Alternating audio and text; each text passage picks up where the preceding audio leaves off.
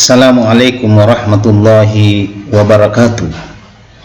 Alhamdulillahi rabbil alamin, alladzi arsala rasulahu bil huda wa dinil haq liudhhirahu ala dini kulli wa kafa billahi syahida. Asyhadu an la ilaha illallah wahdahu la syarikalah wa asyhadu anna Muhammadan abduhu wa rasuluh. Allahumma salli ala Muhammadin wa ala alihi wa ashabihi ajma'in, amma ba'd. Saudara kaum muslimin dan muslimat yang sama berbahagia, alhamdulillah kita kembali dipertemukan oleh Allah melalui channel ini untuk saling mengingatkan dalam persoalan agama kita. Salam dan taslim kepada Nabiullah Muhammad sallallahu alaihi wasallam, Nabi yang senantiasa kita jadikan sebagai qudwah, sebagai contoh, sebagai suri tauladan dalam kehidupan kita. Pada kesempatan ini izinkan saya kembali menyampaikan perintah Allah Subhanahu wa taala, yaitu perintah berlaku adil terhadap semua orang. Saudara kaum muslimin dan muslimat di mana saja berada, justice adalah nilai-nilai luhur manusia yang berlaku pada setiap bangsa, agama, dan ras, sehingga ini menjadi salah satu deklarasi human rights yang berisi 19 butir. Salah satunya adalah masalah hukum dan keadilan yang menyatakan memperoleh pengakuan yang sama dengan orang lain menurut hukum untuk mendapatkan jaminan hukum dalam perkara pidana, seperti diperiksa di muka umum, dianggap tidak bersalah kecuali ada bukti yang sah. Eleanor Roosevelt, yang kemudian diadopsi oleh PBB menjadi jaminan hak-hak manusia menjadi 10 pasal. Sekalipun kemudian banyak dikritik terutama oleh pihak Islam. Sesungguhnya dalam Islam prinsip keadilan ini sudah lama dideklarasikan di dalam Al-Quran jauh sebelum muncul deklarasi hak-hak manusia. Keadilan merupakan nilai luhur kemanusiaan dalam Islam yang ditegaskan oleh Allah Subhanahu wa taala di dalam Al-Qur'an surah An-Nisa ayat 58. Innallaha ya'murukum an tuwaddu amanati ila ahliha wa idza hakamtum bainan nas an tahkumu bil adli innallaha ni'imma ya'izukum bih innallaha kana sami'an basira. Sesungguhnya Allah menyuruh kamu menyampaikan amanah kepada yang berhak menerimanya, dan Allah menyuruh kamu apabila menetapkan hukum di antara manusia supaya kamu menetapkan dengan adil, seadil-adilnya. Sungguhnya Allah memberi pengajaran yang sebaik-baiknya kepadamu. Sungguhnya Allah Maha mendengar lagi Maha melihat. Berlaku adil terutama dalam menetapkan hukum tanpa melihat suku, ras, agama, dan bangsa. Inilah perintah Allah yang pernah diterapkan pada diri Nabi dan sahabat-sahabatnya. Salah satu penyebab kaum terdahulu mengalami kehancuran oleh karena mereka tidak memperlakukan keadilan. Saudaraku, jika orang-orang memiliki kedudukan di tengah-tengah masyarakat, mereka tidak memperlakukan hukum sebagaimana mestinya, dan jika orang-orang yang lemah melakukan pelanggaran, mereka memperlakukan hukum dengan sebaik-baiknya. Ada suatu kisah yang terjadi pada zaman Rasulullah sallallahu alaihi wasallam yang dikisahkan oleh Aisyah radhiyallahu anhu. Ada seorang wanita yang telah mencuri Dia berasal dari keluarga terhormat dan disegani dari Bani Makhzum. Karena perbuatannya ia pun harus dihukum sesuai dengan aturan yang ditetapkan saat itu, yaitu dengan potong tangannya. Namun kaum dan keluarga wanita tersebut merasa keberatan. Karena itu mereka melakukan berbagai upaya untuk memaafkan wanita itu dan membatalkan hukuman, berusaha membatalkan hukuman potong tangan. Akhirnya mereka menemui Usama bin Zaid, seorang sahabat yang dekat dan dicintai oleh Rasulullah. Mereka memohon kepada Usama untuk menghadap Rasulullah SAW dan menyampaikan maksud mereka. Setelah itu Usama kemudian beranjak menemui Rasulullah SAW dan menyampaikan keinginan keluarga wanita yang melakukan pencurian itu. Setelah mendengarkan permintaan itu, Rasulullah pun terlihat marah lalu berkata, "Apakah kau meminta keringanan atas hukum yang ditetapkan Allah?" Kemudian beliau berdiri dan berkhutbah di hadapan kaum muslimin hingga sampai pada sabdanya, "Sungguhnya yang telah membinasakan umat sebelum kamu adalah jika ada orang yang terhormat dan mulia di antara mereka mencuri, mereka tidak menghukumnya. Sebaliknya jika orang yang rendahan yang mencuri, mereka tegakkan hukum terhadapnya. Demi Allah, bahkan seandainya Fatimah putri Muhammad mencuri, niscaya aku sendiri yang akan memotong tangannya." Tidak ada yang berubah pada ketetapan Allah dan Rasulnya. Wanita dari keluarga yang terhormat itu tetap harus menjalani hukuman potong tangan. Aisyah radhiyallahu anhu menuturkan, wanita itu kemudian bertobat, memperbagus tobatnya dan menikah. Ia pernah datang dan menyampaikan hajatnya kepada Rasulullah sallallahu alaihi wasallam. Keadilan harus ditegakkan dengan tegas. Tidak boleh ketika para keluarga pejabat, para koroni yang melakukan pelanggaran, hukum kemudian menjadi lembek. Akan tetapi ketika orang-orang lemah atau lawan politik yang bersalah, bahkan dicarikan segala macam cara agar mereka mendapatkan hukuman, sekalipun terkesan dipaksakan dengan menggunakan segala macam pasal-pasal agar orang tersebut terjerat. Allah Subhanahu wa Ta'ala telah memerintahkan kepada aparat hukum, terutama pada jaksa, hakim, dan pembela, untuk menegakkan keadilan dengan tegas.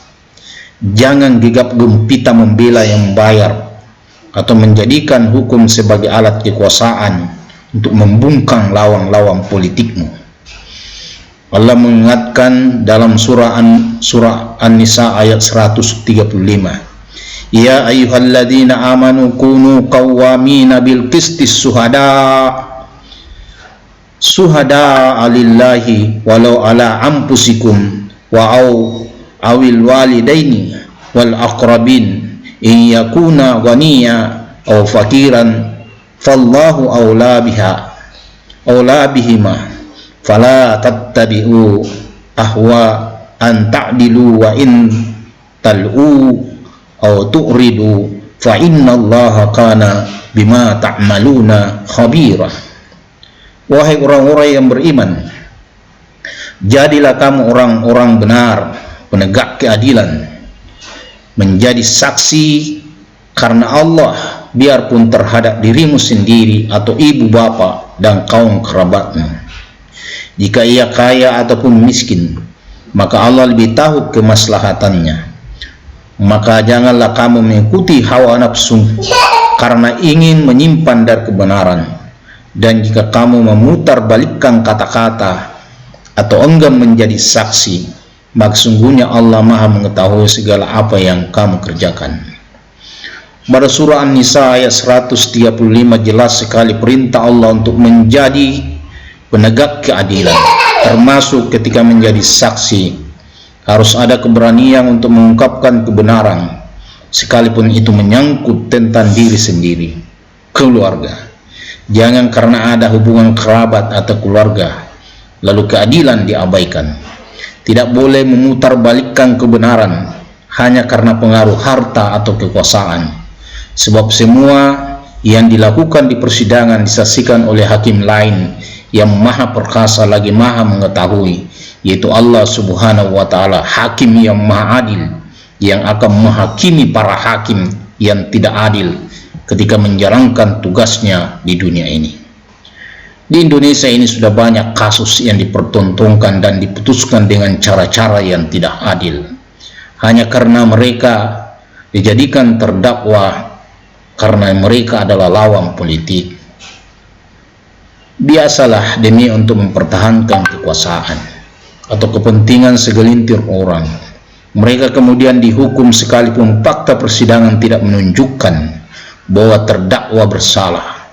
Oleh karena dari awal hukum sudah dipesan dan intinya harus ada vonis yang memberatkan, sehingga hakim memutuskan hukumannya, bahkan mereka banyak yang terkesan dikriminalisasi. Ketika keadilan terhadap bangsa ini terus berlanjut, tunggulah kehancuran negeri yang bernama Indonesia ini. Bukankah negara ini dibangun atas landasan sila keadilan sosial bagi seluruh rakyat Indonesia? Jika keadilan ini tegak terhadap rakyat, jika keadilan ini tidak tegak terhadap rakyat, bisa saja rakyat kemudian menarik diri dari kesepakatan para pendempader negara ini, sehingga negara ini bisa bubar di tengah jalan sebelum sampai kepada cita-cita luhur bangsa, yaitu bangsa yang adil dan makmur.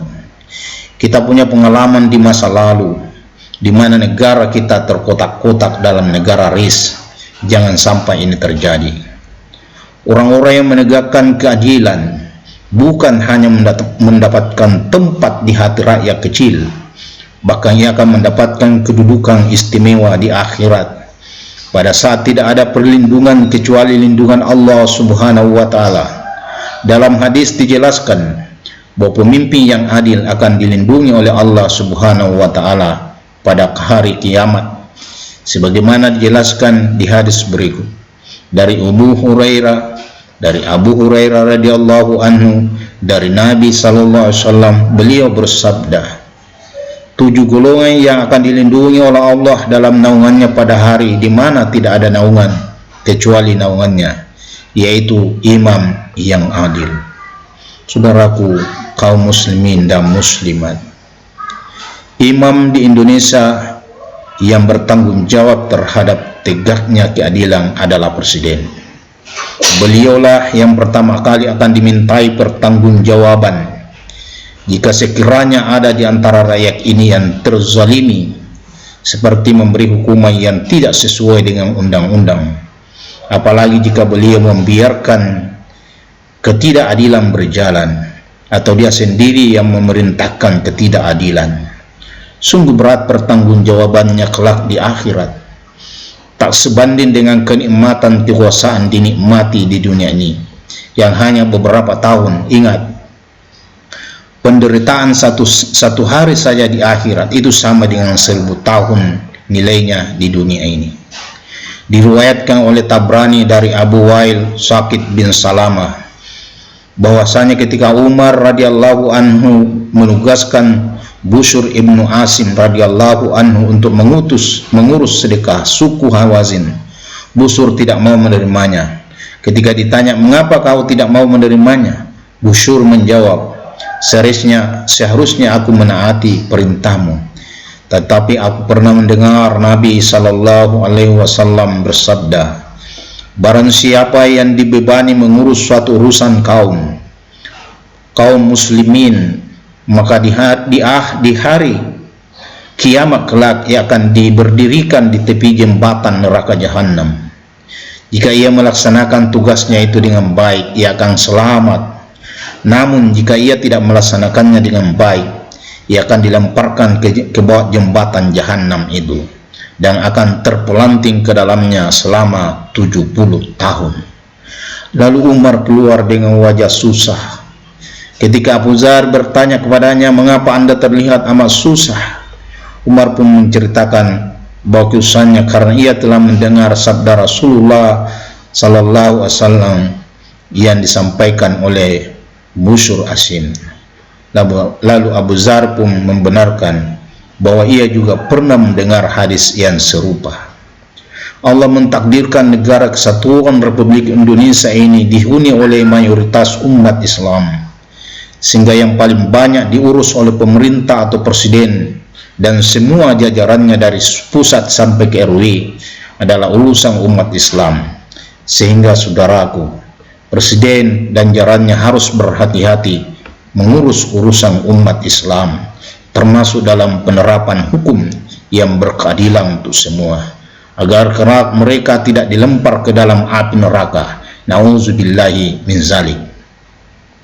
Seorang pemimpin yang menegakkan keadilan akan mendapatkan kecintaan dari rakyatnya dan akan dicintai oleh Allah Subhanahu wa taala. Akan banyak air mata yang berlinang ketika pemimpin yang adil meninggalkan dunia. Sebaliknya, jika ada pemimpin yang tidak adil meninggalkan dunia ini, hanya mereka menuai sumpah serapah dan kegembiraan serta sukacita yang muncul dari rakyat yang ditinggalkan. Oleh karena itu, jadilah pemimpin yang adil, agar kehadiranmu dirindukan dan kepergianmu ditangisi. Demikian peringatan Allah Subhanahu wa taala. Mudah-mudahan bermanfaat. Jika ada kebenaran datangnya dari Allah Subhanahu wa taala, dan jika ada kesalahan datangnya dari saya pribadi, mohon maaf atas segala kekurangan. Nasrun minallahi wa fathul qarib. Wassalamualaikum warahmatullahi wabarakatuh.